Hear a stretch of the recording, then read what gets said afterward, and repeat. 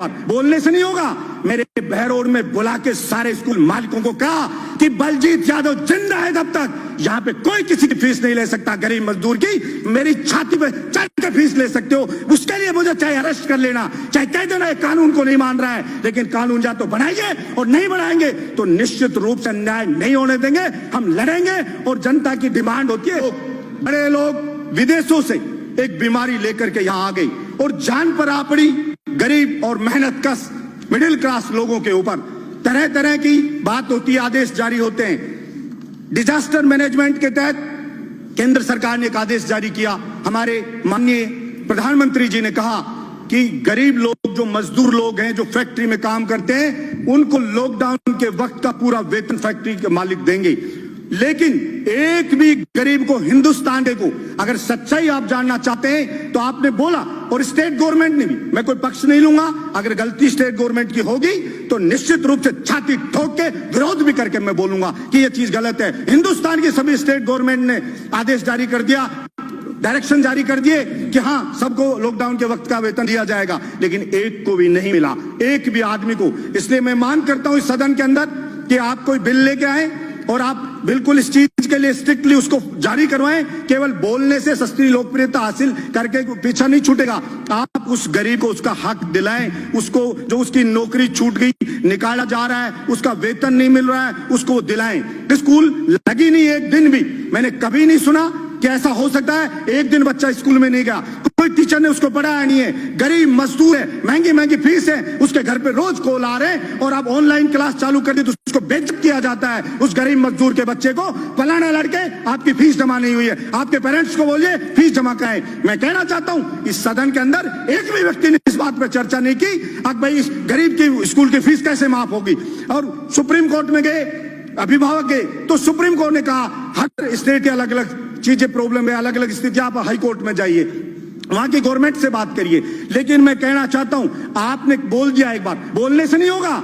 मेरे बहरोड में बुला के सारे स्कूल मालिकों को कहा कि बलजीत यादव जिंदा है तब तक यहाँ पे कोई किसी की फीस नहीं ले सकता। गरीब मजदूर की मेरी छाती पे चढ़ के फीस ले सकते हो, उसके लिए मुझे चाहे अरेस्ट कर लेना, चाहे कह देना कानून को नहीं मान रहा है, लेकिन कानून या तो बनाएंगे और नहीं बनाएंगे तो निश्चित रूप से अन्याय नहीं होने देंगे। हम लड़ेंगे और जनता की डिमांड होती है, वैसे ही कानून बनते हैं, बिगड़ते हैं, बनाए जाते हैं नहीं। इसलिए सरकार में मांग करता हूं कि ये कानून बिल लेके आए और उसको कहे। और अभी कई स्टेट ने किया, यूपी ने स्टेट ने किया, नहीं माना तो यूपी स्टेट ने एक बिल वो लेकर के आई, ऑर्डिनेंस जारी करवाया, self finance independent school act 2020।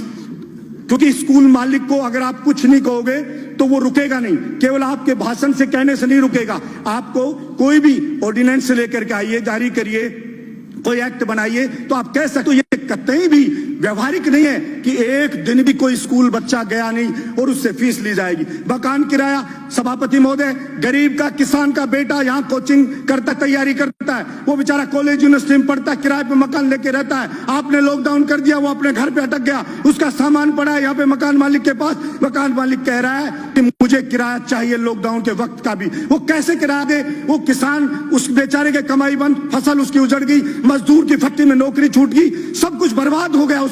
और फिर उससे कह रहा बिजली का बिल आ रहा है, वो बिजली का बिल माफ करना चाहिए उसका। और वो मकान किराया, आप अगर कोई वास्तव में नीडी है, वास्तव में कोई गरीब है मकान मालिक कि उसके सब कुछ उसी पर चलता है, तो सरकार सर्वे करवाए और केंद्र सरकार और स्टेट गवर्नमेंट मिलकर के वो मकान किराया दे। कोई बहुत ज्यादा किराया नहीं है। आप सैनिटाइजर छिड़का रहे हो, सब बातें करें, सैनिटाइजर छिड़को, कुछ नहीं होना सैनिटाइजर, पानी छिड़केंगे खा जाएंगे लोग बाग। इसलिए आप ये चीज करने की बजाय मकान का किराया दें, बिजली का बिल माफ करें और वो जो मजदूर है उसको उसका हक दिलाएं, उसको उसका वेतन मिले, ये चीज सुनिश्चित करें। पड़ोस का स्टेट मध्य प्रदेश अभी कह रहा है केवल मध्य प्रदेश के लोगों को सरकारी नौकरी मिलेगी।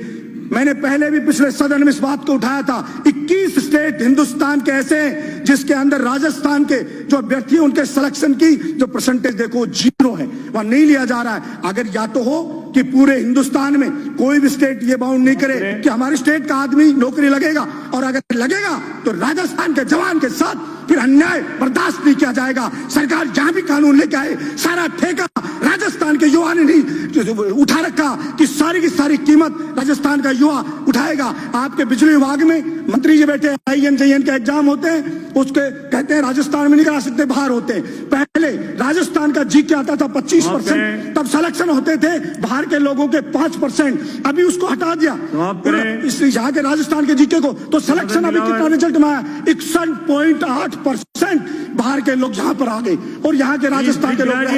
इसलिए मैं मांग करता हूँ, एक खत्म करो, एक मिनट, PWD में हुआ, उसके अंदर जीके है राजस्थान की, उसमें 5% बाहर के लोग आए। मांग करता हूं कि राजस्थान के बेरोजगार युवाओं के हक की रक्षा करे सदन। ये आपसे मांग करता हूं, गरीब मजदूर और जो किराएदार है उसके हक की रक्षा करे सदन। ये मैं मांग करता हूं और इसके ऊपर बिल लाया जाना चाहिए।